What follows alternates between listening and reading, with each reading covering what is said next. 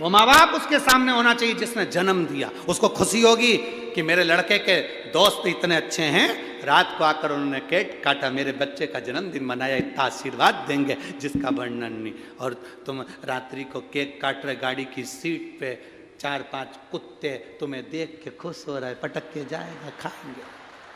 दूसरा कोई खुश नहीं हो रहा, 4 तेरे दोस्त और 4 कुत्ते। अब तुम किसके लेवल में हो तुम समझो, हम क्या बोले। और 2-3 कुत्ते दूसरे मोहल्ले के वहीं से भौंक रहे, भौंक रहे, चिल्ला रहे कि हमारे मोहल्ले में केक कट रहा है, हमको छोड़ के जाना।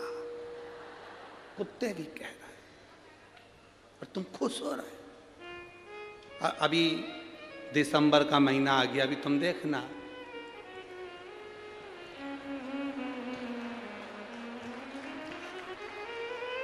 अभी तुम देखना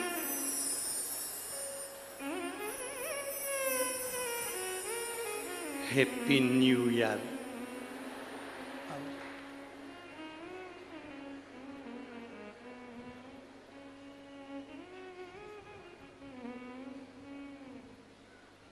क्या कहे,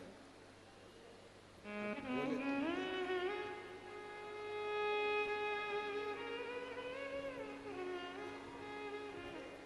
हमारा नया साल ये नहीं है। हमारा नया साल चैत्र महीने का जो आनंद है, जिसमें मेरे राघव जी प्रकट होते हैं, वो नया वर्ष, वो नया वर्ष। और अब की बार तो आप लोगों के चौगनी खुशी होना चाहिए कि हमारे भारत की भूमि के अवध के राजा 22 जनवरी को बैठ रहे हैं।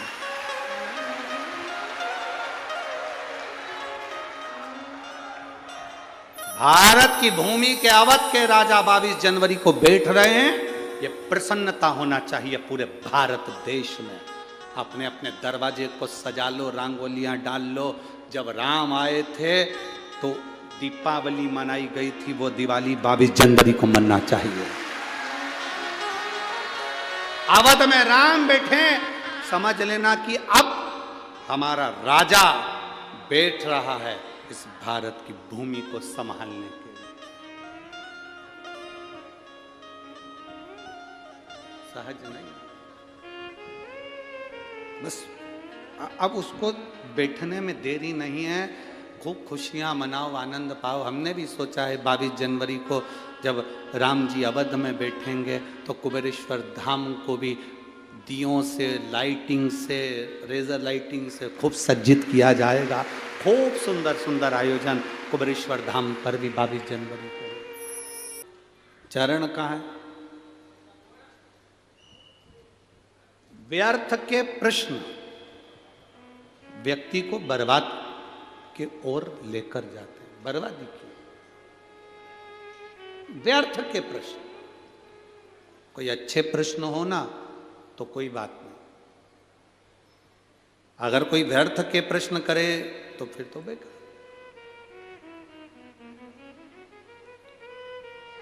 जैसे कोई कह दे कि एक व्यक्ति ने, एक कॉलेज के टीचर ने अपने स्टूडेंटों से पूछा कि ये बताओ कि मेरे पिताजी सफ़ेद शर्ट पहनते हैं और मेरी माँ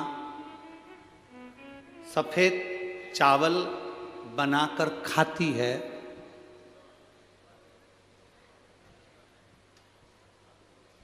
तो मेरी उम्र कितनी है?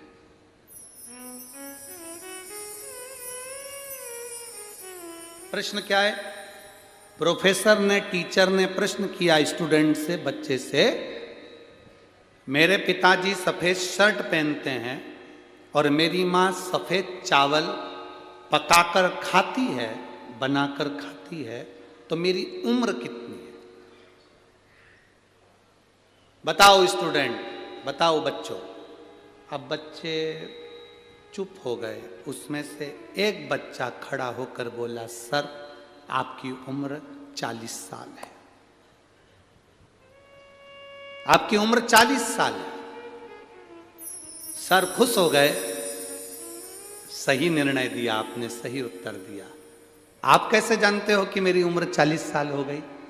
उस बच्चे ने कहा सर हमारे पास में 3 घर छोड़ के एक लड़का रहता है, उसकी उम्र 20 साल है, वो आधा पगला है।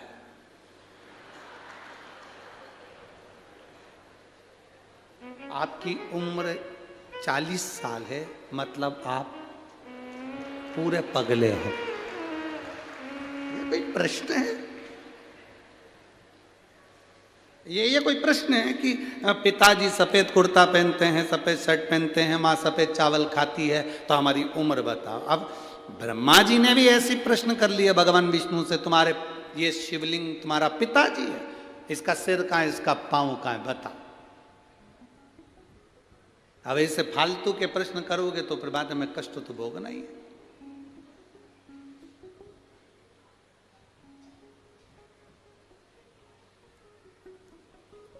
बहुत लोग संसार में से बहुत सारे लोग हैं जो बहुत व्यर्थ के काम कर रहे हैं और बहुत व्यर्थ की बातें करते हैं, बहुत व्यर्थ।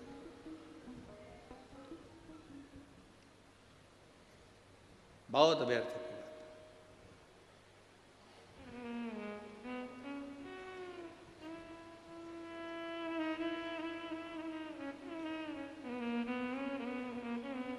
अब ब्रह्मा जी ने जैसी कहा तो भगवान विष्णु ने कहा ये मेरे पिता हैं, जिस शिवलिंग का तुम दर्शन कर रहे हो ये मेरे पिता हैं। आपसे निवेदन है जब शंकर के शिवालय में जाना, शंकर के मंदिर में जाना, शंकर के शिवालय में जब दर्शन करने जाना तो ये सोचकर कभी मत जाना कि ये शंकर हैं, सोचकर ये जाना कि ये मेरे पिता हैं और मैं इनसे अपने दिल की बात करने के लिए जा, ये मेरे पिता हैं, इनसे मैं अपने दिल की बात, अपने हृदय की बात करने के लिए जा रहा हूं, ये मेरे पिता हैं।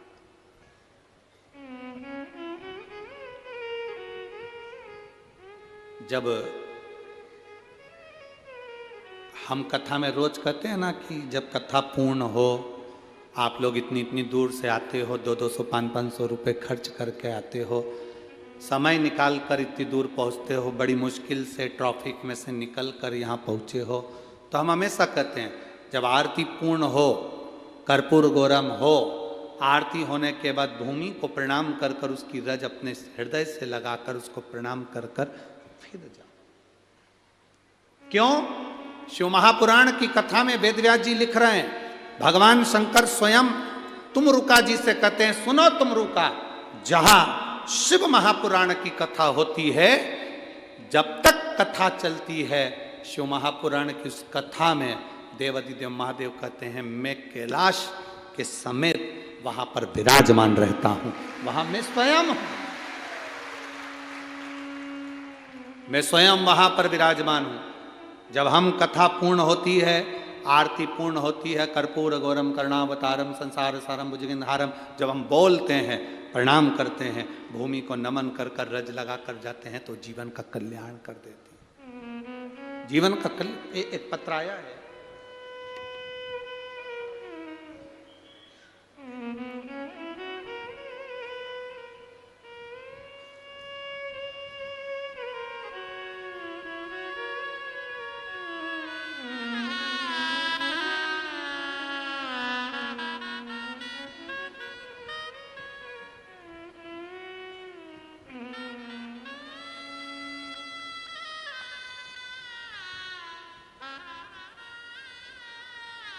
मैं दीपक सतीश सोनवड़े, दशरथ नगर, जिला जलगांव। कहीं बैठे हों तो हाथ हिला सकते हैं, कहीं बैठे हों तो हाथ हिला सकते हैं। मोबाइल नंबर मेरा ये है, मैं दीपक सतीश सोनवड़े, दशरथ नगर, जिला जलगांव। लाइन लिखिए उन्हें, आप लोग पत्र चैनल के माध्यम से हमारे साथ में पढ़ सकते हैं। एलईडी पर पत्र दिख रहा होगा, आस्था चैनल वाले आस्था चैनल पर पढ़ सकते हैं। मोबाइल नंबर मेरा ये है, मैं दीपक सतीश सोनवड़े, दशरथ नगर, जिला जलगांव। लुटा दिया संसार काशी वाले ने, कर दिया माला माल काशी वाले ने। गुरुजी लोग कहते हैं पंडाल में कथा सुनने से क्या होता है, वहां बैठकर श्री शिवाय नमस्तुभ्यम मंत्र बोलने से क्या होता है, कथा पूर्ण होने पर रज को अपने हृदय से लगाकर जाने पर क्या होता है, मैं बोलता हूं जो मंत्र बोलकर पंडाल में व्यासपीठ के सामने जो बोला जाता है वो दुनिया में कहीं नहीं हो सकता, वो यहां होता है। वह सब यहां होता है। गुरुदेव, मेरे भाई पिछले 2 साल से बैंक की नौकरी के लिए प्रयास कर रहे थे। कई समय से वो बैंक की नौकरी का एग्जाम भी दिए थे, पर उनका कभी रिजल्ट नहीं आया। गुरुदेव, सभी रिजल्ट कभी नहीं आए। मैंने उनसे कहा चल पंडाल में शिव पुराण की कथा है, वहाँ पर थोड़ा बहुत जो लोग कचरा पटक कर चले जाएं उसको उठाकर बोरी में भरकर कहीं साइड में रख देना, सेवा करना, जितना बन सके लोगों को पानी की बोतल भर के दे देना, पिला देना, जैसा बन सके उतनी सेवा करना।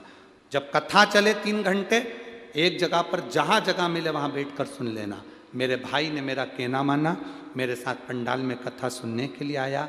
कल कथा का प्रथम दिन था। शाम के 4 बजे जब पंडाल में श्री शिवाय नमस्तुभ्यम का जाप आपने पहली बार, आप गुरुजी टीवी पर देखना, पहला जाप आपने 4 बजे कराया था। शायद आज भी पहला जाप 4 बजे ही हुआ है, ठीक है। कल आपने प्रथम जाप 4 बजे कराया था। जाप करते समय मेरे भाई ने और मैंने अपने भाई के नौकरी के लिए बाबा से प्रार्थना करी थी। गुरुदेव, 1 जनवरी 2022 को मेरे भाई ने एक एग्जाम दिया था बैंक का। कल मेरा भाई शाम को 4 बजे जाप करा और वहीं जाप करने के 20 मिनट बाद कॉल आ गया कि तुम्हारा ज्वाइनिंग लेटर घर पहुंच गया। मैं बाबा को यहाँ धन्यवाद देने के लिए आई हूँ। ये शिव है। आप पत्र को अपने उस पर पढ़ सकते हैं। मैं दीपक सतीश सोनबड़े, दशरथ नगर, जिला जलगांव, मेरा मोबाइल नंबर ये है।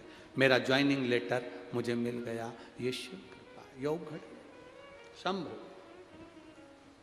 शिव तत्व है। उससे जो कहा वो सुना। पर यहाँ तो चौधरी परिवार ने यहाँ पर प्रसाद की व्यवस्था भी करी। तुम तो आराम से खाओ पियो, अपने आनंद लो, मस्त रहो। क्या किसको रोइए, शिव कथा कह रही। ब्रह्मा जी ने कहा कि मैं इनको शिव नहीं मान सकता। प्रश्न ऐसे करो जिसका हल हो। जिसमें विवाद खड़ा हो जाए ऐसे प्रश्न ही मत करो। जिसमें विवाद खड़ा हो ऐसे प्रश्न क्यों करना। पत्नी पति से कह दे मैं कैसी लग रही, अब ये विवाद खड़ा करने वाला प्रश्न है। वो तो कहीं कहीं का पति हो जो कह दे कि बहुत अच्छी लग रही, एकदम जोरदार हीरोइन जैसी लग रही, तो बहुत जोरदार।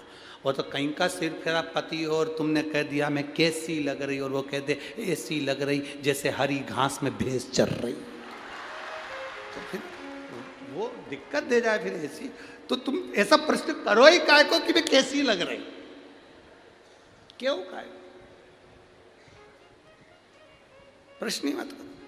ब्रह्मा जी ने प्रश्न किया कि ये तुम्हारे पिता हैं? भगवान विष्णु ने कहा मेरे पिता। अगर ये तुम्हारे पिता हैं तो इनका सिर कहाँ है, चरण कहाँ है? भगवान विष्णु ने कहा सिर कंकर कंकर में शंकर है। जहां पूरे शिवलिंग में तुम जहां देख लो वहां महादेव का सिर नजर आएगा, जहां देख लो वहां चरण नजर आएगा। तुम्हारा मन करे शिवलिंग में जहां तुम जानो वो सिर है, और जहां तुम जानो वहां चरण। ये तो देखने वाले पर निर्भर करता है कि उसने क्या देखा है। ये देखने वाले पर।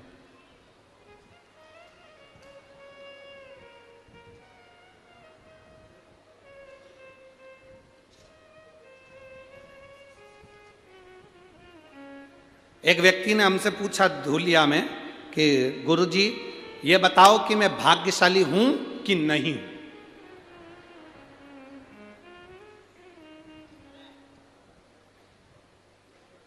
अब तुमसे कोई ये प्रश्न करे तो तुम क्या उत्तर दोगे, बोलो रे। अब वो प्रश्न कर रहा है कि गुरुजी मुझे बताओ मैं भाग्यशाली हूं कि नहीं हूं। हमने उस बच्चे से कहा, देख भारत की भूमि पर जिसका जन्म होता है वो भाग्यशाली ही होता है।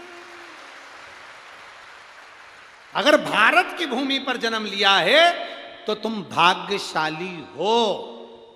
और कहीं जन्म ले लेते तो फिर हम भी नहीं कहते कि तुम भाग्यशाली। जो भारत की भूमि पर जन्म लेता है, भारत माँ की गोद में पैदा होता है, भारत माँ की गोद में खेलता कूदता बड़ा होता है, भारत माता की गोद में रहकर सनातन धर्म की ध्वजा को लेकर चलता है, वो भाग्यशाली ही होता है। वो भाग्यशाली है जो भारत माँ की गोद में रहने के बाद भारत माता के गौरव को बढ़ा रहा हो, भारत माता के सनातन धर्म को आगे बढ़ा रहा हो। वो भाग्यशाली है जो भगवान की अविरल भक्ति में डूबा हुआ हो और भगवान की भक्ति में डूबकर अपने परिवार को, नातों को, रिश्तों को, कुटुंब को, कबीले को चला रहा है। हम कभी ये नहीं कहते तुमसे कि तुम अपना घर छोड़ दो, परिवार छोड़ दो, नाते छोड़ दो, रिश्ते छोड़ दो, संत बन जाओ, साधु बन जाओ, तुम्हारी मर्जी पड़े तो तुम किसी गंगा के तट पर जाकर, ताप्ती के तट पर जाकर बैठ जाओ। आज तक इस व्यासपीठ से ये नहीं कहा कि घर छोड़कर तुम साधु बन जाओ, संत बन जाओ, बाबा बन जाओ, जोगी बन जाओ। अपने को नहीं बनना, जो बने वही काफी है। अपने को नहीं बनना। अपन तो जो है, राम सिंह है तो राम सिंह ही रहे हो, कमलाबाई है तो कमलाबाई रहे हो, लीलाबाई है तो लीलाबाई रहे हो। अपने को ज़्यादा बनने की जरूरत नहीं है। जो ज़्यादा बनता है फिर बाद में वो दुख भोगता है। अपन तो गृहस्थी हैं, भगवान का भजन करते करते अपने घर का काम करो, सबको संभालो, पत्नी, बच्चे, कुटुंब, कबीले, सबके साथ रहो। जब मौका मिल जाए तब भगवान का नाम लो। रात्रि को सोने के समय पर पलंग पर पड़े हो, उस समय पर 5 बार श्री शिवाय नमस्तुभ्यम बोलो। सवेरे उठो तो श्री शिवाय नमस्तुभ्यम बोलो। उसके बोलने का फल क्या होता है ये शिव महापुराण में लिखा। भगवान शंकर महादेव कहलाते हैं। एक बार लक्ष्मी जी भगवान विष्णु को देख लेती हैं। भगवान विष्णु तप साधना में डूबे हुए थे। तप साधना में जब नारायण डूबे हुए थे तो लक्ष्मी जी को लगा कि मेरे परमात्मा तो तप साधना में डूबे हुए हैं, मैं कहाँ जाऊँ। लक्ष्मी जी भ्रमण करती करती करती करती उस समय पर मृत्यु लोक में चली गई। मृत्यु लोक में जाकर लक्ष्मी जी एक बेलपत्र के वृक्ष के नीचे तप करने के लिए बैठ गई। अब माता लक्ष्मी बेलपत्र के वृक्ष के नीचे तप कर रही। आपको कथा में, नासिक की कथा में एक बात कही थी, कहीं पर जाकर भगवान का भजन करते हो, घर में बैठकर भजन कर रहे हो, दुकान में बैठकर भजन कर रहे हो, तीर्थ में बैठकर भजन कर रहे हो, पंडाल में बैठकर भजन कर रहे हो, सब जगह जहां बैठकर भजन कर रहे हो, तप कर रहे हो, मंत्र जाप कर रहे हो, उसका फल अगर बेलपत्री के वृक्ष के नीचे भूल से भी आपके मुख से एक बार श्री शिवाय नमस्तुभ्यम निकल जाता है, पंचाक्षर मंत्र नमः शिवाय, षडाक्षर मंत्र ओम नमः शिवाय निकल जाता है, तो ये समझ लो कि आप 12 ज्योतिर्लिंग में बैठकर भगवान का भजन कर रहे हो।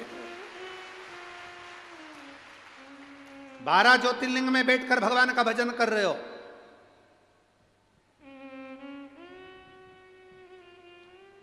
बेलपत्री के वृक्ष का वो फल है। जब हम सीहोर जब कथा दी जाती है तो यजमान परिवार को कहा जाता है कि देखो जहाँ पर आप व्यासपीठ बनाएं वहाँ व्यासपीठ के आसपास में कहीं पर कुछ रखो ना रखो, पर एक बेलपत्री का पौधा जरूर रखना। क्यों? क्योंकि बेलपत्री की साक्षी में जब शिव महापुराण की कथा इतने लोग एक साथ बैठकर श्री शिवाय नमस्तुभ्यम कहते हैं तो 12 ज्योतिर्लिंग में जो जप करने का फल मिलता है, बद्री केदार में जो जप करने का फल मिलता है, द्वारका सोमनाथ में जो जप करने का फल मिलता है, रामेश्वर जगन्नाथ में जो जप करने का फल मिलता है, गंगा गोदावरी में स्नान करने का जो फल मिलता है, वो पंडाल में बैठकर श्री शिवाय नमस्तुभ्यम बोलकर फल प्राप्त होगा, वो मिलता है।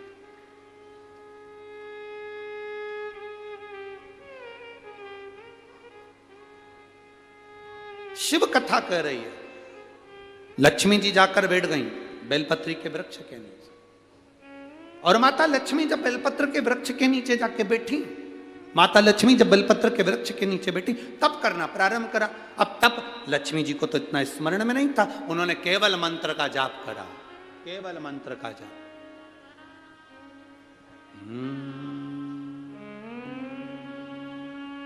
नमः शिवाय।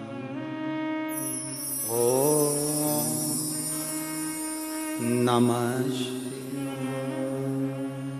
ओम नमः शिवाय। शास्त्र रीति पहले भी कथा में कहा है, जिन्होंने कथा सुनी होगी उनके स्मरण में होगा।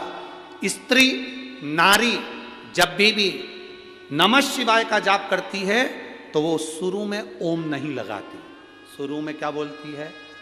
नमः शिवाय।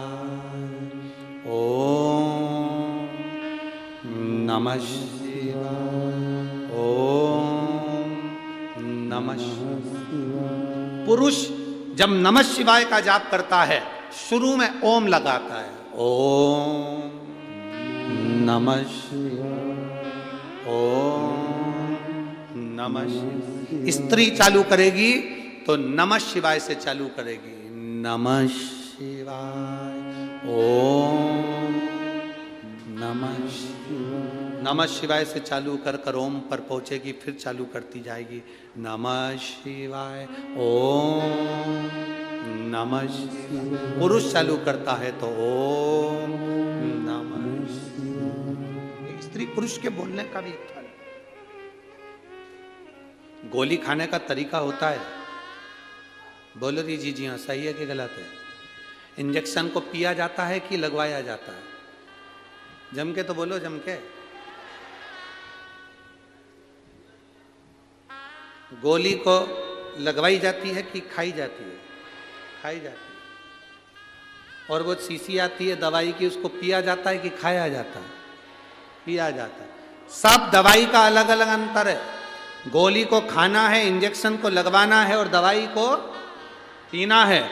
मंत्र बोलने का भी तरीका है। जो माताएं कहती हैं हम शंकर के मंदिर जाते हैं, ओम नमः शिवाय का इतना जाप करते, बाबा सुनता नहीं है, तुम डायरेक्ट ओम नमः शिवाय बोलती हो। दवाई खाने का तरीका, कोई कोई दवाई दूध से लेना पड़ती है, कोई कोई दवाई पानी से लेना पड़ती है, कोई कोई दवाई मुंह में रख लो नहीं तो गुलिक जाए, ऐसी दवाई का तरीका है। उसी तरह मंत्र का तरीका है। जब माताएं शिव के मंदिर में बैठकर नमः शिवाय, ओम नमः शिवाय, ओम नमः, यहां से चालू कर कर जब चालू करती है तो शिव सुनता है। और जिन जिन को याद नहीं रहता तो हम उनसे कहते हैं फिर कुछ मत जपो, श्री शिवा नमस्तुभ्यं जपो। लक्ष्मी जी ने जाप करना प्रारंभ करा। अब माता लक्ष्मी ने जाप करना प्रारंभ करा, जपते जपते भगवान विष्णु के नेत्र खुल गए, नारायण के नेत्र। कुबेर का ध्यान गया माता लक्ष्मी पर। लक्ष्मी जी कहीं मेरा कुबेर का खजाना तो वापस नहीं लेना चाहती?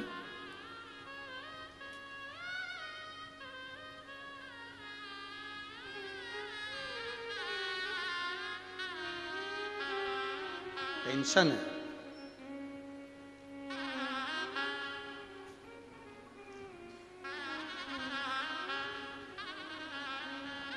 सारे देवताओं को भय रहता है। इंद्र को भय है मेरा सिंहासन ना चले जाए, कुबेर को भय है मेरा सिंहासन ना चले जाए, गरुण वरुण को भय है मेरा सिंहासन ना चले जाए। केवल एक देवाधिदेव महादेव एक ऐसे होते हैं जिनको सिंहासन का भय नहीं है। क्यों? जिसको चाहिए कैलाश पे आजा, बैठ जा, यहां सिंहासन है ही नहीं, यहां सिंहासन है ही नहीं।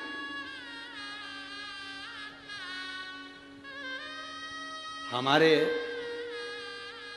इतने सालों से हम कथा कर रहे हैं, पर हमारे जीवन की पहली ऐसी कथा है ये जलगांव की, जिसमें कोई सामने सिंहासन नहीं है किसी को बैठने के।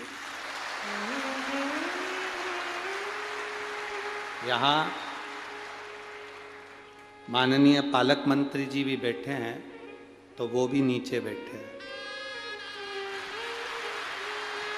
यहाँ के आमदार खासदार भी अगर आए हो तो वो जमीन पर ही बैठे होंगे। यहाँ का कोई अधीक्षक भी आया हो, ये शिव भक्ति कहते हैं इसको, इसको शंकर की भक्ति,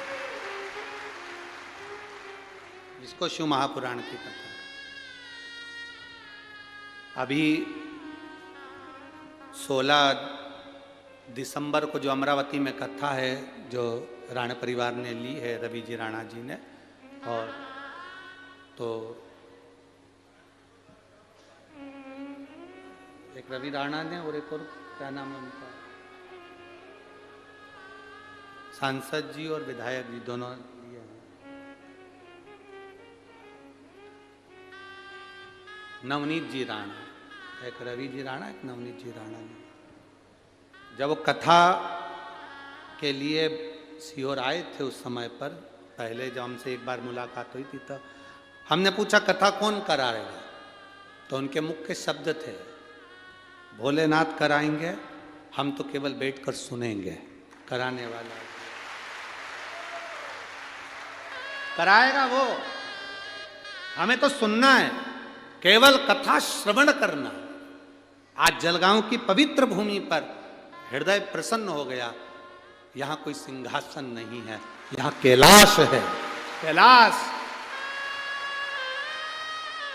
इस कैलाश की धरा पर जहां तुम बैठ जाओ वहां भगवान का गुणगान करो, कैलाश की धरा। और आप देखिए, आप अंदाजा लगाइएगा, 5 तारीख से कथा चालू हुई है, 2 तारीख, 3 तारीख, 4 तारीख जो निकली होगी, 1 तारीख से अंदाजा लगा लो, 1 तारीख से 5 तारीख के बीच में भोलेनाथ जी ने पूरी जमीन को पहले धो लिया, साफ कर लिया, अच्छे से सफाई कर ली, सफाई कर कर साफ करके दबा के बैठे। 2 बजे से 5 बजे तक कथा चलती है। आप अंदाजा लगा कर बैठना, आपको ऐसा महसूस होगा जैसे हम कैलाश पर्वत पर बैठकर तब साधना कर रहे हैं, कथा श्रवण कर रहे हैं। हल्की हल्की सी हवा चलती रहेगी, आनंद लेते रहेंगे, सूर्य देवता आते रहेंगे, जाते रहेंगे, तुम्हारा भजन चलता रहेगा, आनंद की अनुभूति होती रहेगी, शिव तत्व की प्राप्ति। शिव तत्व सब व्यवस्था वो करता है, अपन निमित्त है, अपन निमित्त। और बड़ी प्रसन्नता हुई साहब, कल रात्रि के जो वीडियो हम लोगों ने देखे, जलगांव के लोग शहर से आकर कोई बिस्कुट, कोई पानी, कोई पाउच, रात्रि को सारे भक्तों को कोई आलू बड़ा खिला रहा था, कोई भाजी बड़ा खिला रहा था। उसके वीडियो जो जलगांव की भूमि पर चल रहे हैं सोशल मीडिया में, देखने लायक। भाव कृपा है, आपको दिया बाबा ने और आपने भाव से खिलाया, दिल से शिव कथा कर रही है। माता लक्ष्मी बैठी, भगवान देवती देव महादेव, कुबेर को लग रहा है ये मेरा सिंहासन ना ले ले, इंद्र को लग रहा है ये मेरा सिंहासन ना ले ले, देवताओं को लग रहा है लक्ष्मी मेरा सिंहासन ना ले ले, पर लक्ष्मी तो तप की मुद्रा में विलीन लगी हुई थी, भगवान का गुणगान कर रही थी। नमः शिवाय, ओम नमः शिवाय, ओम नमः शिवाय। लगी मां, बेलपत्री का वृक्ष, उसके नीचे एक माला का मनका भी अगर बेलपत्री के वृक्ष के नीचे खसकता है, तुम्हारे मुख से नाम निकलता है, तो वो उसका फल 1000 गुना ज्यादा हो जाता है, 1000 गुना। आप लोग शिव मंदिर में जाते हो ना, तो बेलपत्री जब भगवान को चढ़ाते हो, तो आप अगर श्री शिवाय नमस्तुभ्यम बोलकर चढ़ाते हो, विद्वान पंडित जी जो आपको अभिषेक कराते हैं, पूजन कराते हैं, तो वो कह देते हैं बेलपत्री चढ़ा रहे हो, नमः शिवाय बोलकर चढ़ाओ, ओम नमः शिवाय बोलकर चढ़ाओ, श्री शिवाय नमस्तुभ्यम बोलकर चढ़ाओ। जब आप एक बेलपत्र का स्पर्श कर कर श्री शिवाय नमस्तुभ्यम कहकर बेलपत्र चढ़ाते हो, बेलपत्र का स्पर्श इस शरीर से रहता है, तो एक बेलपत्र चढ़ाते हो तो 1000 बेलपत्र चढ़ाने का फल तुम्हारे खाते में चला जाता है। एक बेलपत्र मात्र शंकर के नाम का जप कर कर आपने स्पर्श किया, मंत्र बोला, स्पर्श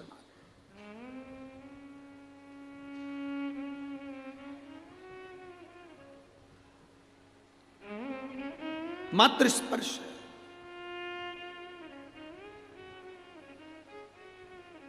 शिव कथा कर रही है। शंकर भगवान प्रसन्न हो गए, लक्ष्मी जी के सामने प्रकट हो गए। लक्ष्मी जी के मांग लक्ष्मी, तुझे क्या चाहिए? लक्ष्मी जी कहती हैं, मैं तो मांगने के लिए तप ही ना करूं। कल कथा में कहा था, जो मांग कर देते हैं वो देव कहलाते हैं, जो बिना मांगे दे देते हैं वो महादेव कहलाते हैं।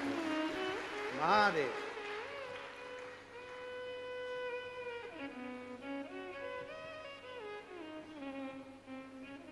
वो महादेव।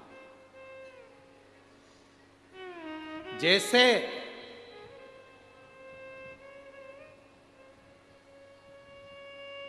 घर में सब हो, मायके में सब हो और मां नहीं हो तो मायका कहलाएगा क्या?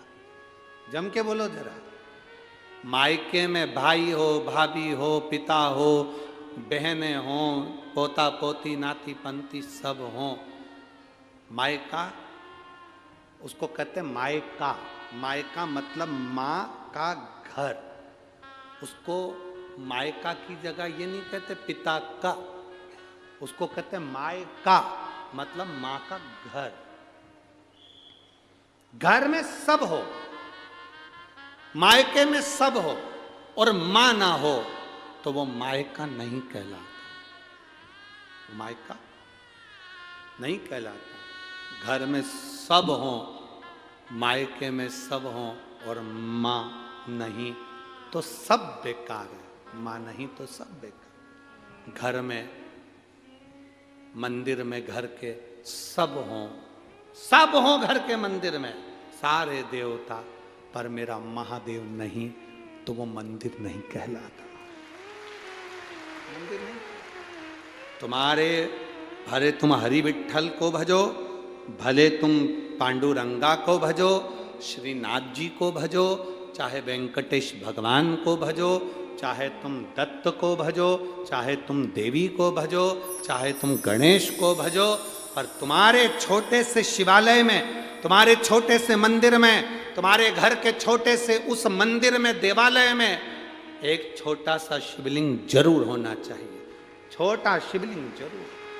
शिवलिंग ना हो तो नर्मदा का कंकर हो, नर्मदा का कंकर ना हो तो शंकर रूपी कंकर तुम्हारे यहां हो, पर हो जरूर।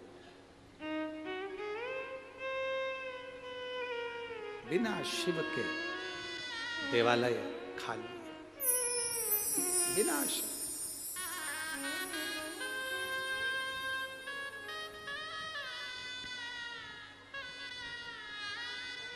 बिना शंकर के सुना, सब सुना। लक्ष्मी जी से कह रहे हैं भगवान भोलेनाथ, मांगो तुम्हें क्या चाहिए? लक्ष्मी जी का मांगना नहीं, मैं मांगने के लिए तप नहीं करी। क्यों करा तप? किस लिए करा तप? मैंने मांगने के लिए तप नहीं करा, तो फिर किस लिए? तो कहा बाबा मैं तो बस, मेरे पति तप साधना में लगे हुए थे, मेरे पति तप साधना में डूबे हुए थे। समझो कि हमने दर्शन किया। अब हम पाषाण की मूर्ति में तो भगवान देख रहे हैं, वृक्ष में तो हम भगवान देख रहे हैं, कंकर में तो हम शंकर देख रहे हैं, नदी तालाब बावड़ी कुएं में तो हम भगवान देख रहे हैं। पर जरा विचार करिए, क्या हम इंसान में, इंसान को, इंसान में परमात्मा को, इंसान में भगवान को ढूंढने का प्रयास कर रहे हैं? हमने वो प्रयास करना छोड़ दिया। हम वो प्रयास नहीं कर। दर्शन का मतलब ये नहीं है कि आप मंदिर में गए तो भगवान का दर्शन करा। दर्शन का मतलब है जिससे मिले उसकी अच्छाई को हम देखें, ये दर्शन।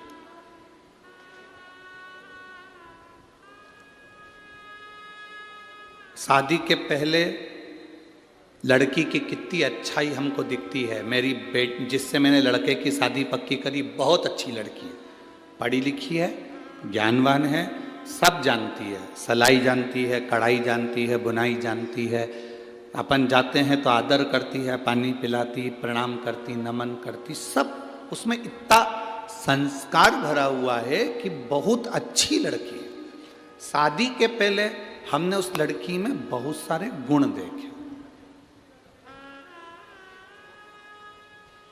शादी के पहले हमने उस बच्ची में बहुत सारे गुण देख लिए। फिर शादी के 2 साल बाद, 6 महीने बाद, 1.5 साल बाद ऐसा क्या हो जाता है कि जिस लड़की में तुमने इतने गुण देखे उसमें अवगुण ही अवगुण नजर आते। मेरा जितनी सासें बैठी हैं इनसे पूछना है, ऐसा बेटी में तुमने क्या अवगुण देख लिया? जिस लड़की में तुमने गुण ही गुण देखे फिर उसमें अवगुण क्यों देख रहे हो? और मेरा बेटियों से निवेदन है, जब तक शादी नहीं हुई थी तब आप कहते थे मेरी मम्मी बहुत अच्छी है, मेरी सास बहुत अच्छी है, फ़ोन लगाती है, बात करती है, अच्छे से व्यवहार करती है, मिलती है, जुलती है, सब अच्छे से बोलती चालती है, खूब खूब आशीर्वाद देती है। शादी के 1.5-2 साल बाद वो सास तुम्हें बुरी क्यों लगने लगती है? मेरी जलगांव की जीजियों, मेरे जलगांव के जीजाओं, मेरी बेटियों, मेरे बेटाओं और मेरी माताओं, एक बात का स्मरण आपके अंदर रखना, जब तक हम किसी से मिलते नहीं हैं तो ललकता बड़ी रहती है, मिलने के बाद वो ललकता समाप्त हो जाती है।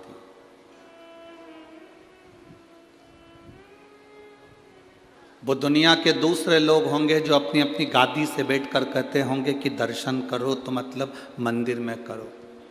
ये व्यासपीठ शिव महापुराण की पीठ है। इस व्यासपीठ को हम व्यासपीठ मानते हैं, पर उससे ज़्यादा ये मानते हैं कि ये शंकर भगवान का कैलाश पर्वत है जिस पर कथा बोली जा रही है। और आप सब इस कैलाश पर्वत के नजदीक में बैठ के कथा का रस तत्व ग्रहण कर रहे हैं।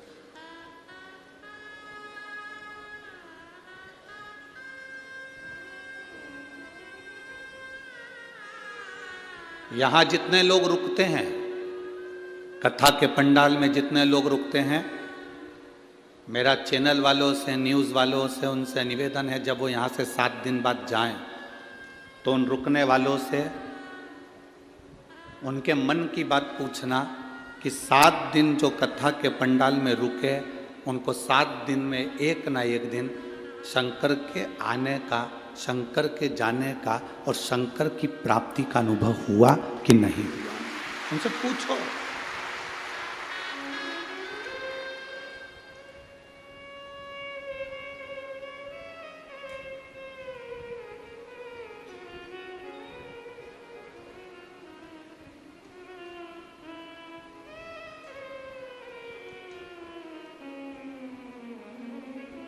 शिव महापुराण की कथा में जितने लोग बैठे रहते हैं इनकी 3 चीजें समाप्त हो जाती हैं। बहुत ध्यान से सुनना। शिव महापुराण की कथा में जो कथा सुनने के लिए आता है 7 दिन 5 दिन, उसकी 3 चीजें समाप्त हो जाती है कथा सुनने पर। पहला, उसकी भूख। घर पर जितनी भूख लगती होगी कथा के पंडाल में उतनी भूख नहीं लगती।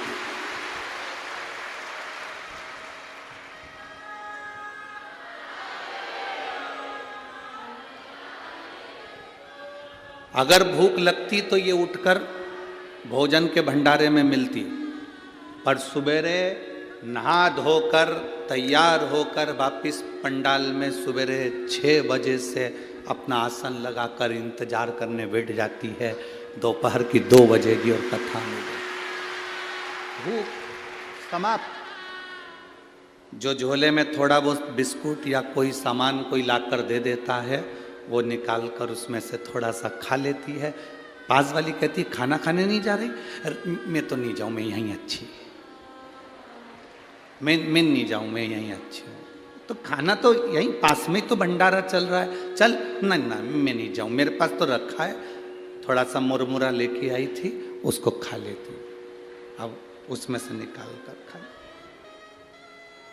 3 चीजें शिव महापुराण की कथा में जो 7 दिन 5 दिन रहते हैं उनकी 3 चीजें चली जाती है। भूख,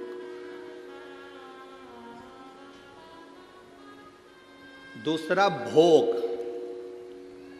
उसका भोग, कितनी भी आसक्ति में डूबा हुआ व्यक्ति हो। आप जितने लोग यहां 7 दिन 5 दिन कथा सुनने के लिए आए हो, ऐसा कोई व्यक्ति नहीं जिसके पास में धन की कोई कमी हो। सबके पास बाबा ने पेट भरकर भोजन दिया है और अच्छा दिया। घर पर रहते हो तो कूलर चाहिए, पंखा चाहिए, हर 2 घंटे में चाय चाहिए, हर 2 घंटे में चाय चाहिए। 2 घंटे होते हैं और चाय की तैयार। थोड़ी देर बाद फल चाहिए, पूरा पूरा डनलफ के गद्दे पे आराम चाहिए, क्योंकि कमर में थोड़ी डिस्क की प्रॉब्लम है, किसी को घुटने की प्रॉब्लम, किसी को किसी चीज की प्रॉब्लम। वहां रहती तो 2-4 बार आइडेक्स लगा लेती पाँव में। अब यहाँ तो आधा किलोमीटर दूर तो गाड़ियाँ रुकी हैं और वहाँ से यहाँ तक पैदल धक्का खाती खाती आड़ी टेढ़ी जगह में चलती चलती चलती चलती यहाँ तक पहुँची है। और उसमें भी बस यहाँ ना तो कोई किसी को आदर दे रहा है कि साहब आओ बैठो, ना कोई किसी से कह रहा है कि जाओ साहब। यहाँ तो तुम्हारा दिल हो तो आ, और नहीं है मन तो जा। यहाँ तो दिल की बात है। भोग समाप्त हो जाता है, भोग समाप्त।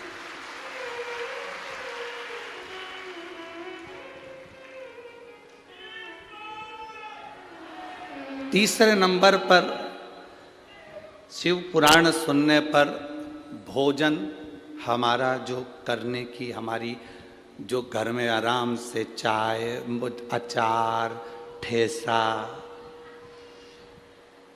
सिंगदाने की चटनी और पूरन पोली और आमठी और फिर सिमैया की खीर, ये सब जो तुम्हें 2-1 दिन में कुछ ना कुछ याद आई जाता है कि आज ये बना लो, आज वो बना लो, वो बना लो।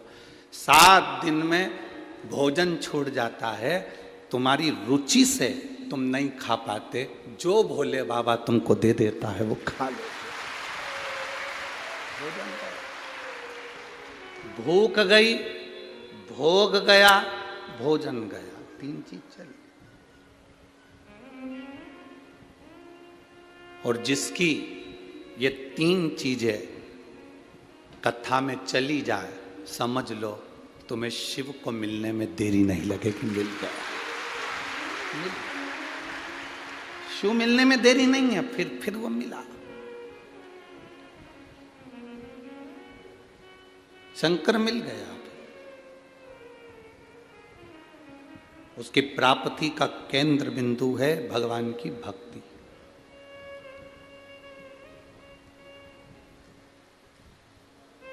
दर्शन का मतलब ये नहीं कि हम शिवालय में जा रहे हैं, दर्शन का मतलब ये नहीं कि हम मंदिर जा रहे हैं, दर्शन का मतलब ये नहीं कि हम संत के दरवाजे जा रहे हैं।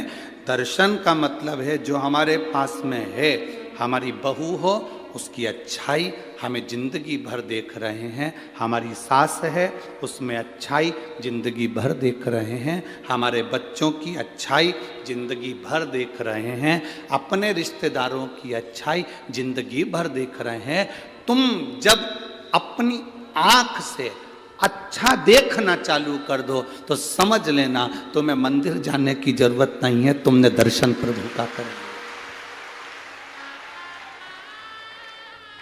बुरा जो देखन में चला बुरा न मिलिया कोई।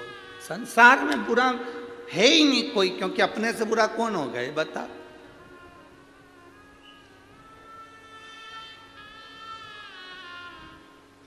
सांप काट लेता है तो उसका इलाज हो सकता है।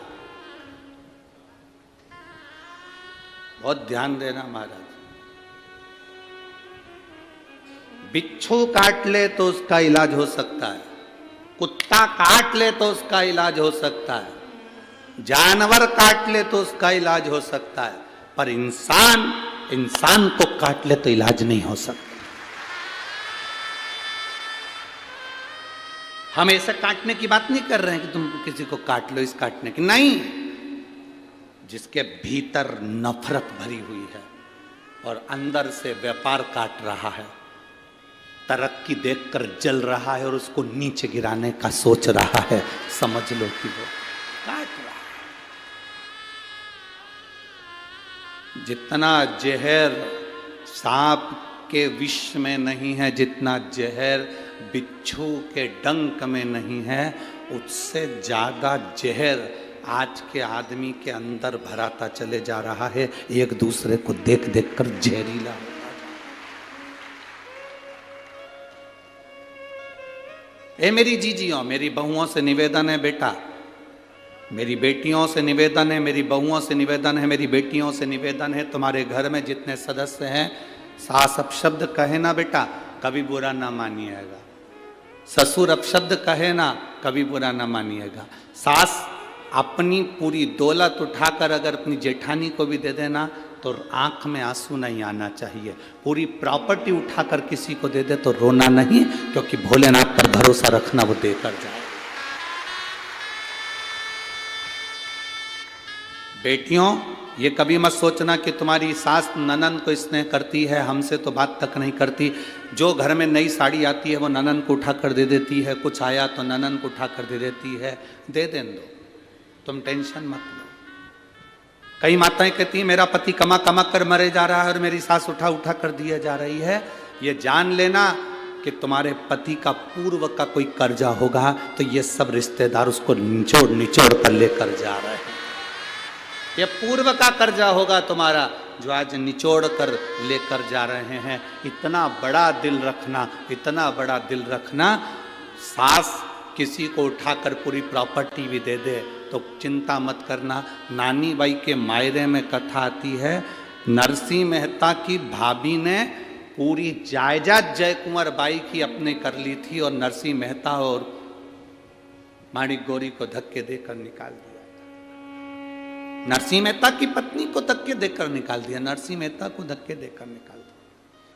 और नरसिंह मेहता की जो भाभी थी उसने पूरी प्रॉपर्टी अपनी कर ली, पूरा सोना चांदी हीरा पन्ना सब अपना कर लिया, बाद में इनको धक्के मारकर निकाल दिया। जरा विचार करना, जिसको धक्के मारकर निकाला था वो नरसिंह मेहता रोते रोते शंकर जी के मंदिर में गया था। अगर आपने नानी बाई का मायरा सुना होगा तो उसमें लिखा है, नरसिंह मेहता रोते रोते शिव जी के मंदिर में गया था। नरसिंह मेहता सांवरिया का भजन करता था, सांवरिया का पूजन करता था, सांवरिया की भक्ति करता था, पर जिस समय उसे घर से निकाला तो वो शंकर के मंदिर में गया। शिव मंदिर में जाकर शंकर के शिवलिंग से लिपट कर रोता रहा, आंख से आंसू बहते रहे, मुख से कुछ कहा नहीं। संसार के लोग उससे कहते हैं जो तुम्हारी सुनता ही नहीं है। तुम्हारे को दुख आया, परिवार वालों से कहा, परिवार वाले क्या कर लेंगे? तुम्हारे ऊपर कष्ट आया, तकलीफ आई, परिवार वाले क्या कर लेंगे? तुम्हारे जीवन में तकलीफें बढ़ी, कष्ट बढ़ा, परिवार वालों से कहा, क्या कर लेंगे? आपने अपना दुख उसको सुनाया जो कुछ नहीं कर सकता। अगर ये दुख जैसे नरसिंह मेहता ने शंकर जी के शिवलिंग का स्पर्श कर कर गले लगकर उसको सुना दिया तो देवाधिदेव महादेव ने नैया पार लगा दी, उसने नैया पार कर दी। सारी प्रॉपर्टी नरसिंह मेहता के बड़े भाई ने रख ली, बड़ी भाभी ने रख ली, नरसिंह मेहता को धक्के देकर निकाल दिया। शंकर जी के मंदिर में नरसिंह मेहता पड़ा रहा। समय आया, नरसिंह मेहता के लिए शिव जी प्रसन्न हो गए। दुनिया का पहला संत था जो मरा नहीं था, सात शरीर बैकुंठ गौलोक धाम तक गया था, शंकर जी के साथ भगवान का दर्शन करने गया था। दुनिया का पहला संत नरसिंह मेहता था।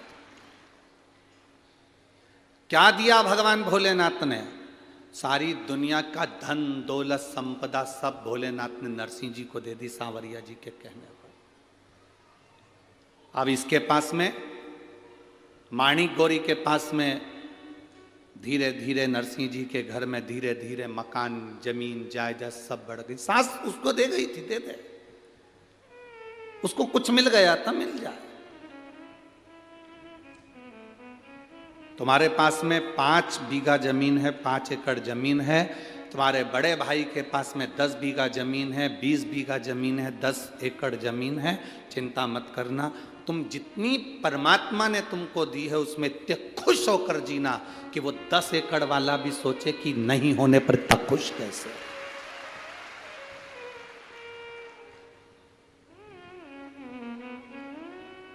आज हमारे वो सूरत वाले सोमानी जी आए थे, तो वो कह रहे थे गुरुजी एक हमारी पास वाली में कोई पड़ोस में रहती है और वो बहुत साधारण है, बहुत साधारण, बहुत दुखी है, शायद जिंदगी में सबसे ज्यादा दुखी वही है। उसने शिव जी का नाम लेकर अपने बच्चों को पालने के लिए, परिवार को पालने के लिए थोड़ा बहुत मठरी और ये चकली और नमकीन का काम चालू करा, उसने ये भेजा है गुरुदेव। पर गुरुजी सोमानी जी कह रहे थे सूरत वाले कि इतना दुख था, पहले रोती थी। शिव महापुराण की कथा सुनने के बाद उसने एक संकल्प ले लिया शंकर जी के मंदिर में कि आज के बाद किसी के सामने नहीं रोऊंगी, रोऊंगी तो मेरे महादेव के पास में जाकर रोऊंगी।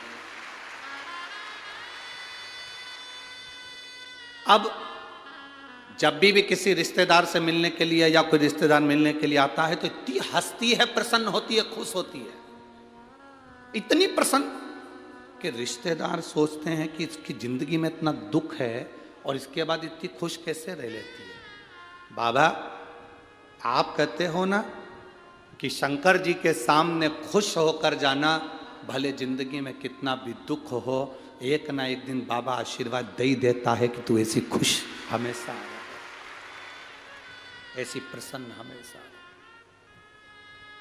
प्रसन्न होकर जाए, प्रसन्न। आप दुखी क्यों हो? ये इतने लोग लाखों की संख्या में बैठे हो, आप लोग इतने लाखों की संख्या में पहुंचे हो, आप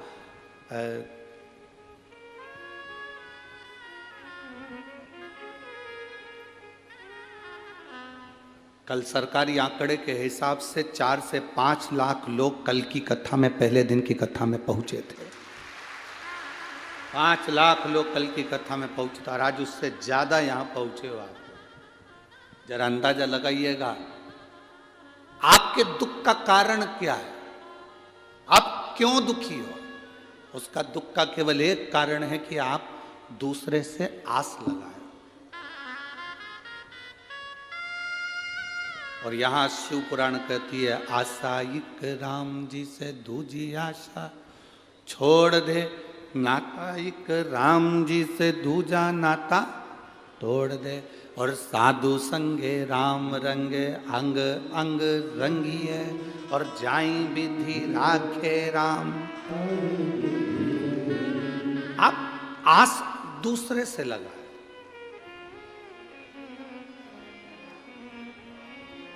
जिस दिन आपने आस लगाना दूसरे से बंद कर दी और केवल ये जान लिया कि मुझे अब दूसरे से कोई आस नहीं है, सास आस लगा कर बैठी है अपने बच्चों से, मेरा बेटा बड़ा होगा, मेरा ध्यान रखेगा, मेरी बहू आएगी गरम रोटी खिलाएगी। अब वो गरम रोटी खिला रही है कि गरम डंडा खिला रही है, आस ज्यादा लगा ली थी इसलिए ऐसा हुआ। आस नहीं लगाती ना, पहले से ये विचार कर लेती कि भगवान मुझे भोलेनाथ जी ऐसा रखना कि मरते दम तक मेरे शरीर में वो बल रखना कि मैं भोजन बना सकूं, अच्छे से तेरा भोग लगा सकूं और स्वयं भी खा सकूं। बाबा से आपको यह प्रार्थना करना चाहिए कि मेरे शरीर को मरते दम तक ऐसा बना कर रखना कि मुझे किसी की जरूरत ना पड़े। पर तुम आस लगा कर बैठी हो, मेरी बहू आएगी मुझे गरम रोटी देगी, मेरी बहू आएगी ऐसा होगा, मेरा बेटा ऐसा करेगा, पोता ऐसा करेगा, रिश्तेदार ऐसा करेंगे। घर में शादी आई तो मन में आ गया मेरे मायके वाले मायरा इतना सारा लेकर आएंगे, इतना मायरा लेके आएंगे, और मालूम पड़े 4 साड़ी लेकर आ गए तो दिल टूट गया। क्यों इतनी आस लगा कर बैठे हो दूसरे से?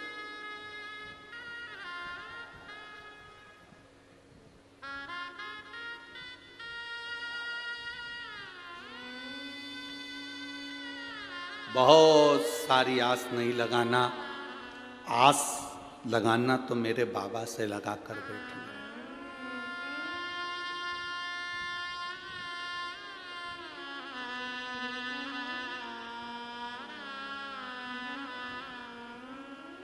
कुंडलियां, जितनी पत्रिका आप दिखाते हो, जितनी कुंडली आप दिखाते हो, बताने वाला कितना भी विद्वान होगा हम उसको प्रणाम करते हैं, मना नहीं।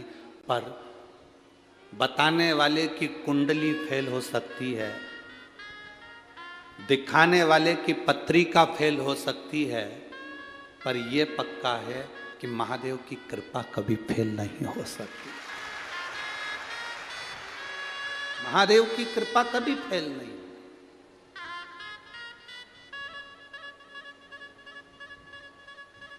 विद्वान कहने वाले कह देंगे कि साहब तुम्हारी सत्ता होगी, तुम्हारा वैभव होगा, तुम्हारी राशि ठाठ होगा, तुम्हारा ये होगा, तुम्हारी पत्रिका इतनी जोरदार है, तुम इतने जोरदार हो, तुम तो सिंहासन पर बैठ जाओगे। पर ना ना ना ना,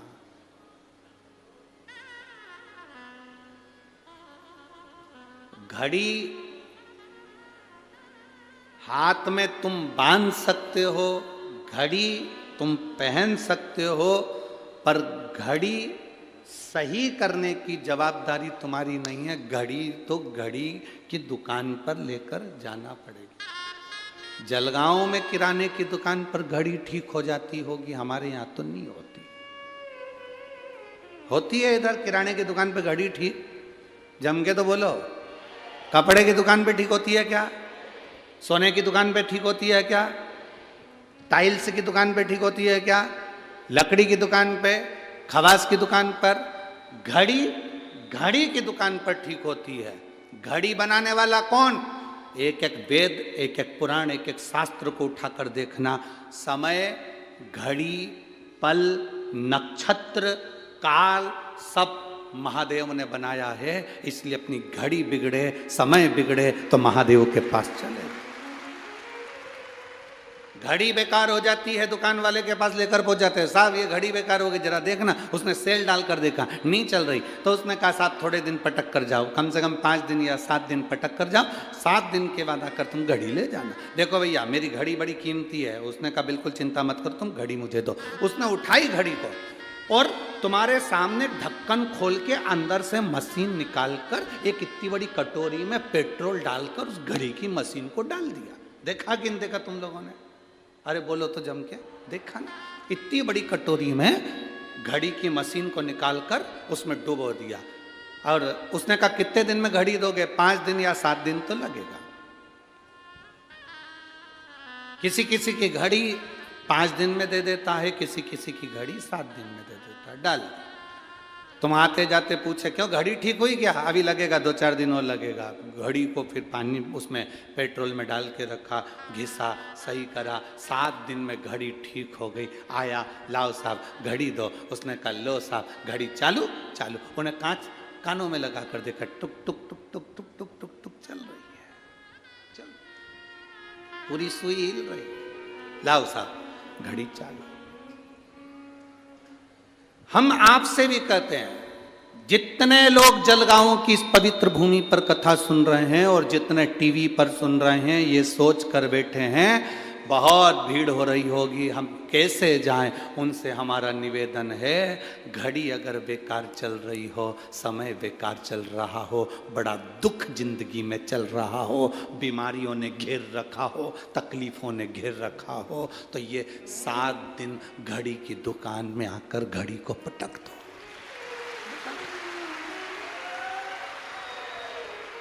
7 दिन ये घड़ी की दुकान में घड़ी को पटक दो। 7 दिन तक इस आत्मा को, शरीर को, चित्त को, वृत्ति को, मन को पटको। हाँ, किसी किसी की घड़ी 7 दिन में ठीक हो जाए, किसी की 5 दिन में। जलगांव वालों को 7 दिन मिले हैं। अमरावती में 16 तारीख से दिसंबर 16 यहाँ कथा पूर्ण होगी। 11 तारीख को, 16 तारीख को अमरावती में प्रारंभ हो जाएगी दोपहर में 1 बजे से 4 बजे तक। वहाँ 5 दिन अम्बेश्वर अम्बा विदर्भ की सुंदर शिव महापुराण की कथा वहां पर प्रारंभ हो जाएगी अमरावती में।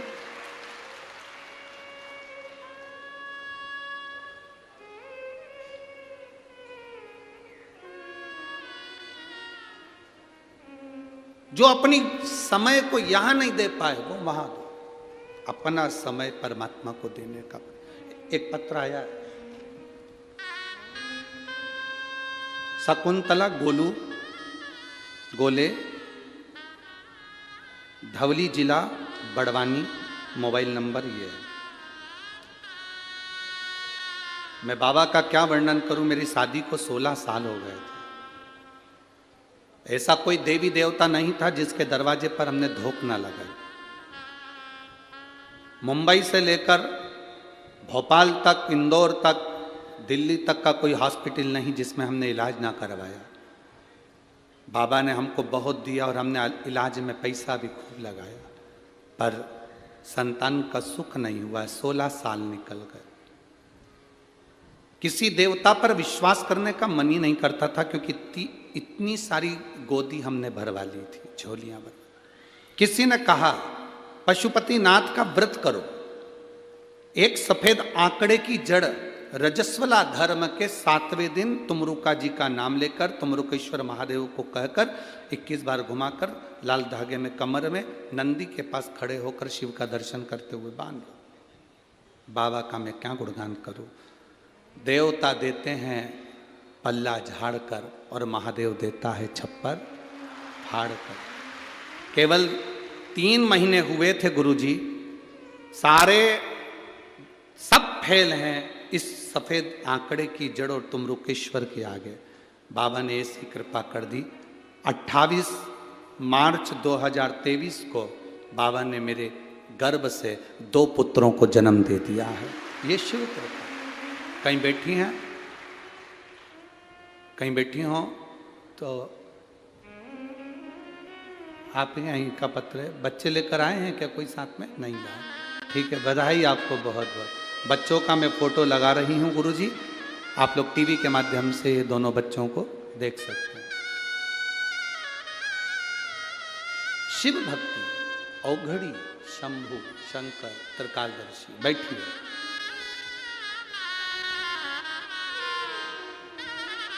इतनी जल्दी हिम्मत नहीं हारना हमको। हम संसार के आगे जाकर रोते हैं ना, तो संसार वाले आंसू नहीं पहुंच सकते। हम दुनिया के लोगों से जाकर आस लगाकर बैठते हैं, इसलिए हमें दुख मिलता है।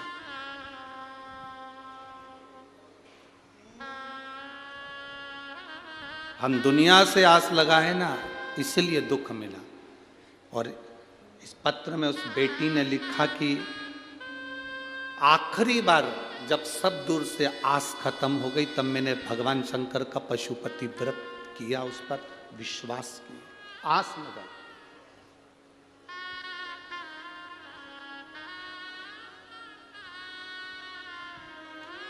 अब किसी दूसरे से आस नहीं लगाई थी आपने, आस लगाई उस देवाधिदेव महादेव से।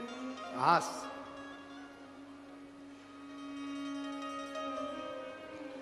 और लगन तुमसे लगा बैठे जो होगा देखा जाएगा, तुम्हें अपना बना बैठे जो होगा देखा जाएगा। आस लगा ली और बाबा ने वो आस फिर तोड़ी नहीं, बाबा ने वो आस फिर छोड़ी नहीं, फिर वो बाबा ने आस निभाई। थोड़ा बहुत तो मेरा बाबा देता ही नहीं है। तुम 1 मंजिल का मकान मांगते हो, वो 2 मंजिल बना के ही छोड़ता है, 2 मंजिल बनाकर ही छोड़ता है। थोड़ा बहुत तो देता ही नहीं है, बहुत कृपालु। बस आपका विश्वास प्रबल हो, सब में अच्छा देखो। कोई तुमसे कहे कि दर्शन का मतलब क्या होता है, तो आप उसको कह देना दर्शन का मतलब होता है सब में अच्छा देखना, हम किसी में बुरा ना देखें।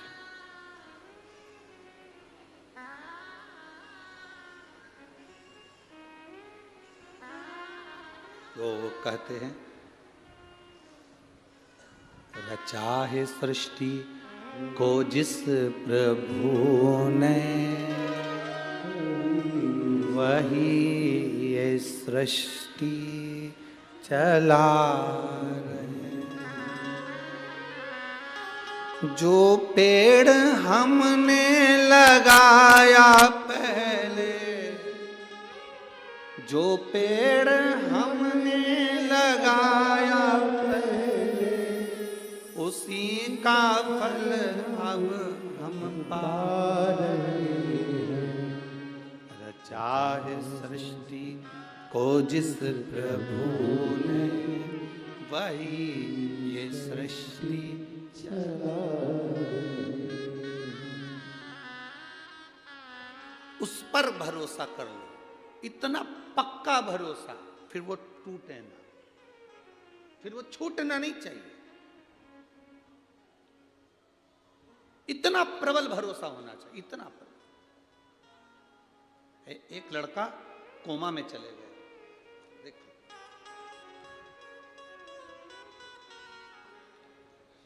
मेरा नाम कांता संजय बागुल है, मैं जलगांव की निवासी हूं। मेरा मोबाइल नंबर ये है, कहीं बैठी हैं हाथ हिला सकती हैं अगर कहीं बैठी हो। मेरा नाम कांता संजय बागुल है, मैं जलगांव की निवासी हूं। मेरा मोबाइल नंबर ये है, कहीं बैठी हो तो हाथ हिला सकती हैं,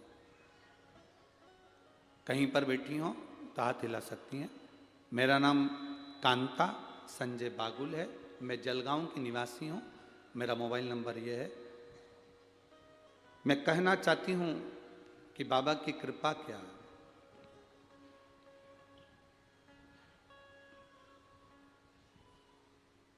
शिव महापुराण की कथा नहीं है गुरुदेव, ये शिव पुराण नहीं।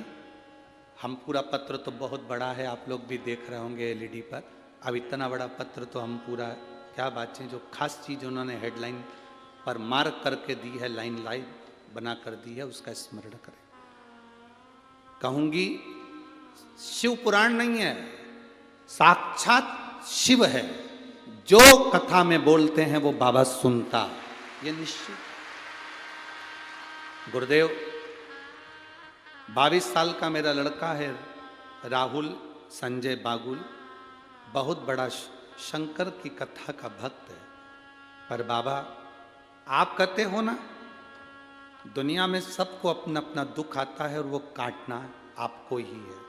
छींक आपको आई है, आपको छींकना है। खांसी आपको आई है तो आपको खांसना, दुख आया आपको है तो आपको मिटाना। उसको ब्रेन हेमरेज हो गया। 22 साल का मेरा लड़का राहुल संजय बागुल, उसको ब्रेन हेमरेज हो गया। तुरंत डॉक्टर के पास जब लेकर गए तो मालूम पड़ा ब्रेन हेमरेज है। ऑपरेशन के लिए कहा गया। ऑपरेशन करने के बाद डॉक्टर ने कह दिया था कि हो सकता है ये कोमा में चले जाए और इसकी सुध चली जाए, ये जिंदगी भर पलंग पर पड़ा रहे।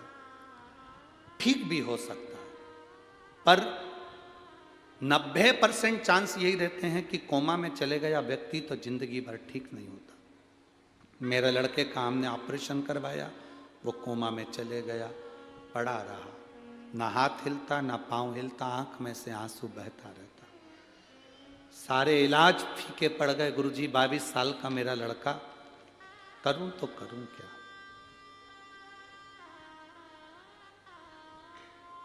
स्वयं डॉक्टर कह रहा है, अब ये डॉक्टर क्यों कहेगा जरा विचार करिए। स्वयं डॉक्टर कह रहा है मेरी पत्नी कोई सीहोर वाला महाराज है उसकी कथा सुनती है। स्वयं डॉक्टर कह रहा है मेरी पत्नी कोई सीहोर वाला महाराज है उसकी कथा सुनती है। आप अपने बच्चे को अब घर ले जाओ, इतने दिन तक कब तक पटक के रखोगे, घर पर सेवा करो। हम उसे 10 दिन बाद घर पर लेकर आ गए। उसके कानों में डॉक्टर के कहने से हमने हेडफोन लगाया, शिव महापुराण की कथा टीवी पर चलाई, उसको हेडफोन लगाकर सुनाते रहे। घर लाने के 25 दिन बाद कथा सुनते सुनते मेरे बेटे ने अपने हाथ पैर की उंगलियां और कंपन करना प्रारंभ कर दिया। हाथ पैर की उंगलियां कंपन करना प्रारंभ कर दी, ब्रेन काम करना प्रारंभ कर दिया। लेकर गए वापिस हॉस्पिटल। डॉक्टर भी आश्चर्य में पड़ गया कि ये चमत्कार कैसा हो गया। धीरे धीरे लड़का अपने आप उठना प्रारंभ कर दिया और बेटा ठीक हुआ। ये शिव की कृपा और घड़ी की कृपा। कहीं बैठे हो और अगर बच्चा यहाँ आया हो तो वो बेलपत्री लेने आ सकता है। कहीं बैठे हो, शिव कथा, अगर वो बेटा यहाँ आया हो तो बेलपत्री लेने आ सकता है। शिव कथा इसी को औघड़ी है। जिस लड़के ने आंख खोल कर आंख में से आंसू निकलते हो, शरीर पड़ा है, ब्रेन का ऑपरेशन हो गया हो, काम ना कर रहा हो, कोमा से निकल ही नहीं रहा हो, हेडफोन लगाकर शिव कथा अंदर प्रवेश कर गई। कितने रोग, कितनी बीमारी है जीजियों। हम तो पूरे पत्र नहीं पढ़ पाते, आपको भी दुख होता होगा, इतने इतने पत्र गुरु जी के पास आते हैं, पढ़ते नहीं। अब पत्र पढ़ें तो कथा कब बाँचे।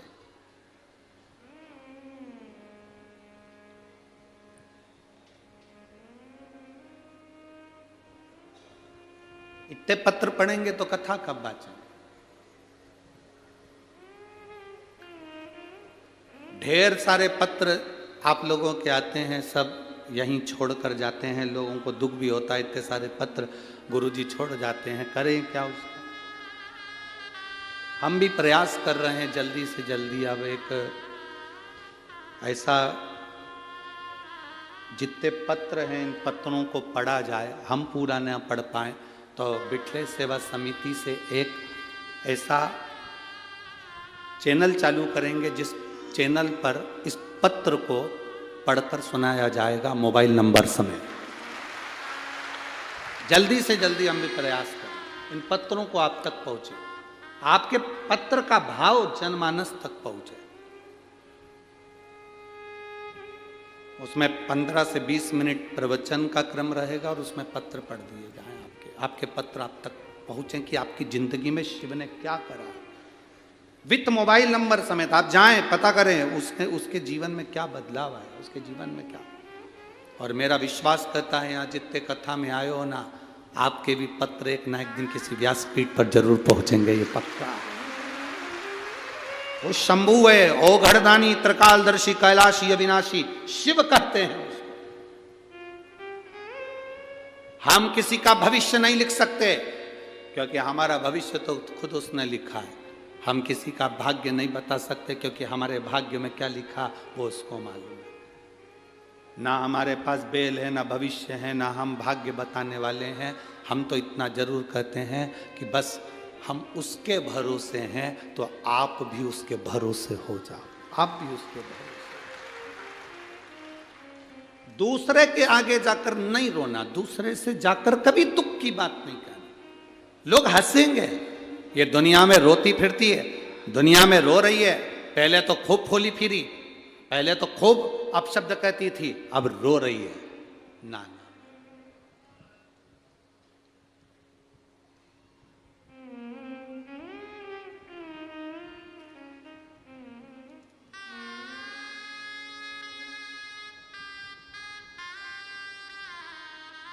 जब कोई बीमारी व्यक्ति को घेरती है ना, तो उसके परिवार वाले ही कहना चालू कर देते हैं, अच्छा है कर्मदंड भोग रही है, खूब करती थी ना हरकत इसलिए भोग रही है।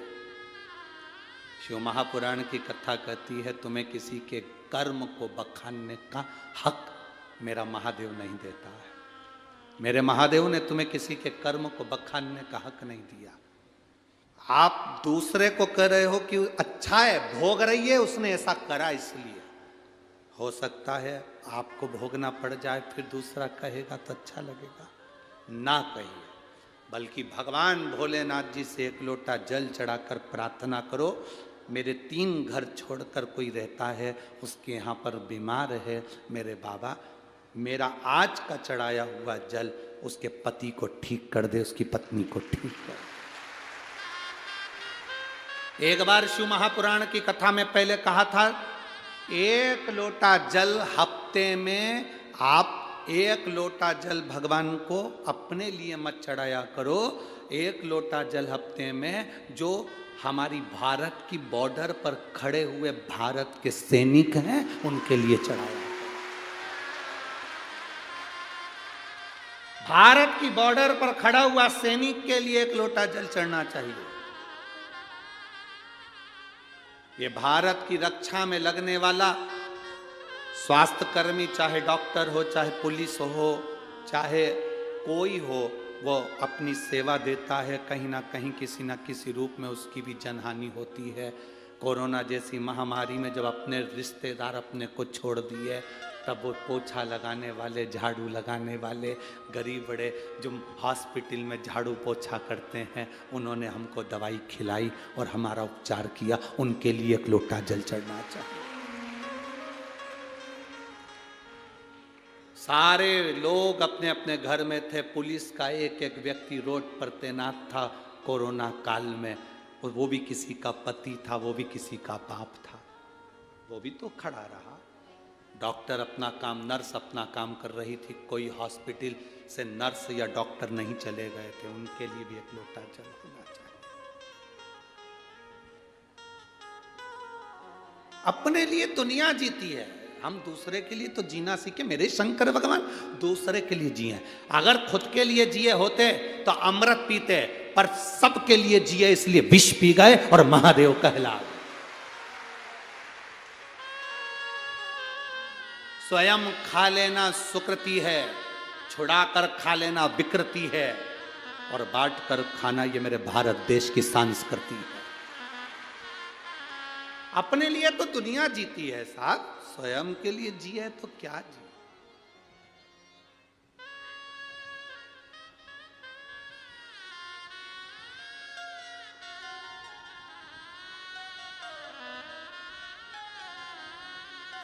अपने लिए जिए तो क्या जिए, स्वयं के लिए क्या जीना, दूसरे के लिए।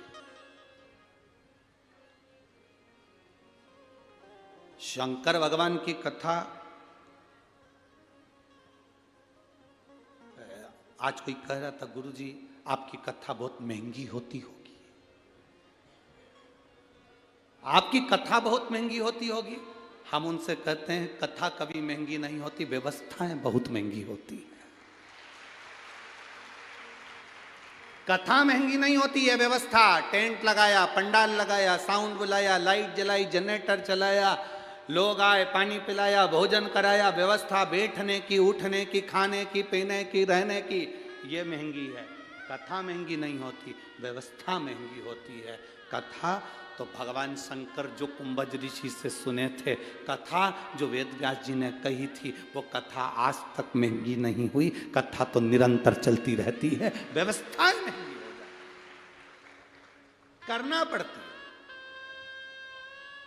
कितनी बड़ी टीम लगी है जलगांव की, यहाँ पर चौधरी जी से पूछे कोई यहाँ पर कि कितनी बड़ी टीम लगी होगी, कितने प्रशासन के लोग लगे हैं, कितना पुलिसकर्मी, चाहे वो यहाँ का नगर निगम, नगर पालिका, स्वीपर, ये वो, सेवादार, झाड़ू वाले, लाइट वाले, साउंड वाले, कितना टीम लगा, कितना। वो जगदीश से पूछो, भरत जी से पूछो, चौधरी जी से, उनको मालूम होगा। यहाँ पालक मंत्री जी बैठे हैं, इनसे पूछो कि व्यवस्थाएं करने में कितना कितना लगना पड़ता। व्यवस्थाएं करना बहुत कठिन। लाखों भक्त आते हैं और लाखों भक्त जाते हैं, शंकर के भरोसे आते हैं और शंकर के भरोसे जाते हैं। शिव के भरोसे आ रहे हैं, शिव के भरोसे जा रहे हैं, भगवान की भक्ति के साथ में। शिव महापुराण की कथा कर रही है। दर्शन को समझे हम, दर्शन की मूलता को समझे हम, दर्शन के महत्व को समझे हम कि दर्शन क्या है। दर्शन वो नहीं कि हम, दर्शन की मूलता वो नहीं है कि हम मंदिर में गए और दर्शन कर लिया। दर्शन की मूलता वो नहीं कि हम कहीं गए संत साधु का दर्शन कर लिया। दर्शन की मूलता वो नहीं कि हम तीर्थ गए और दर्शन कर लिया। दर्शन की मूलता वो है कि हम भगवान के उस स्वरूप को संपूर्ण जनमानस में देखें, भगवान के उस स्वरूप को संपूर्ण जनमानस, भगवान के स्वरूप को हम संपूर्ण जनमानस में देखें, वो दर्शन। महाराज, चप्पे चप्पे में है झांकी भगवान की, कोई सूझ वाली आंख ही पहचान।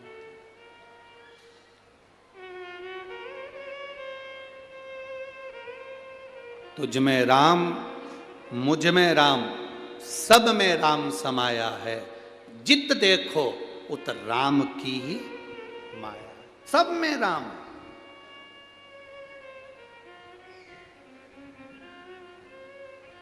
अब एक बात आपसे पूछें, ए जलगांव की जीजियों, उत्तर दोगी क्या? जम के तो बोलो जरा, दोगी ना? ठीक है।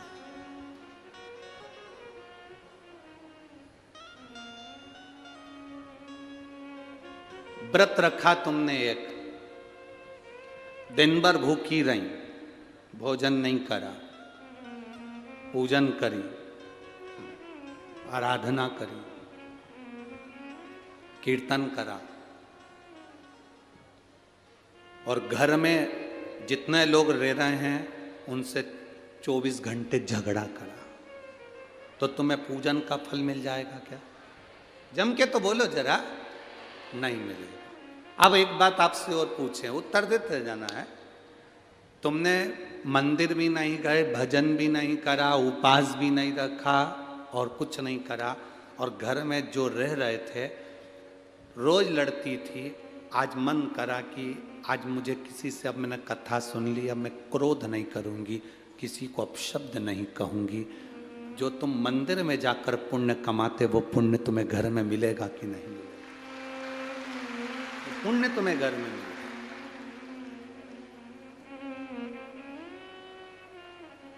एक पक्षी शाम ढलते ढलते अपने घर आ जाता है, बोलो आता है कि नहीं आता?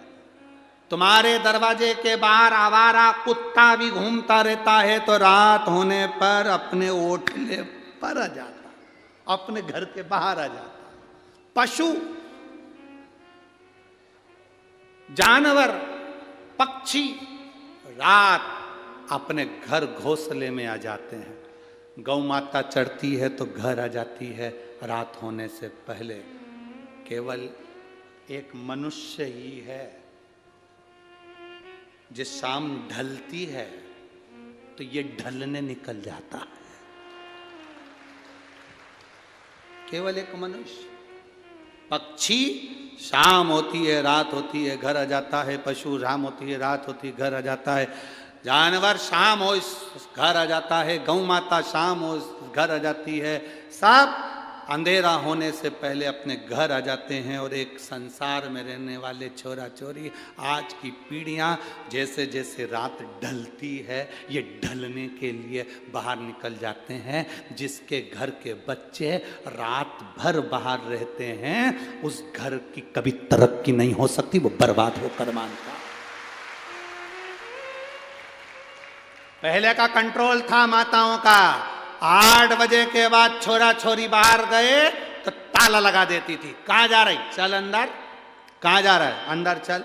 मम्मी अभी दोस्त से मिलकर आया, यहां बुला ले, घर में बुला ले, नहीं जान दूंगी, जा। और अगर चले जाऊं तो पहले मैंने जो कपड़े दिए वो उतार दे, नीचे से अंदर तक चड्डी भी उतार, जा जा, निकल यहां से बाहर, उतार दे सब कपड़े। थोड़ा दबाव तुम्हारा होना चाहिए। बेटे ने कहा मम्मी बस दोस्त क्या शादी है, अभी घूम कर आता हूं। अब शादी तो शादी है तो अटेंड, तो दिन में जाना, शाम को जाना है, दोस्त के यहाँ की शादी है तो हम भी तो चलेंगे। तेरा बेस्ट फ्रेंड तो हमारा भी तो कोई लगता होगा। जब तू बेस्ट फ्रेंड है तो हम बेस्ट नहीं है।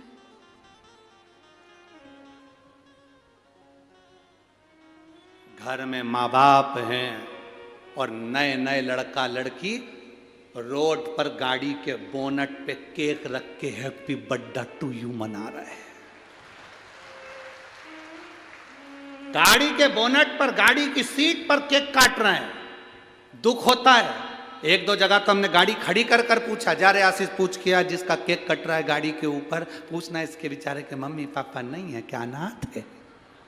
क्योंकि गाड़ी के बोनट पर, गाड़ी की सीट पर उसी का केक कटता है जिसके सब मर गए रे, सब मर गए, अनाथ है बेचारा, उसका केक रोड पर काट रहा है। नहीं तो घर में माँ बाप की साक्षी में। आपको मेरी वीडियो पसंद आई हो तो please like, comment and subscribe ज़रूर करें और कमेंट में हर हर महादेव ज़रूर लिखें। श्री शिवाय नमस्तुभ्यम।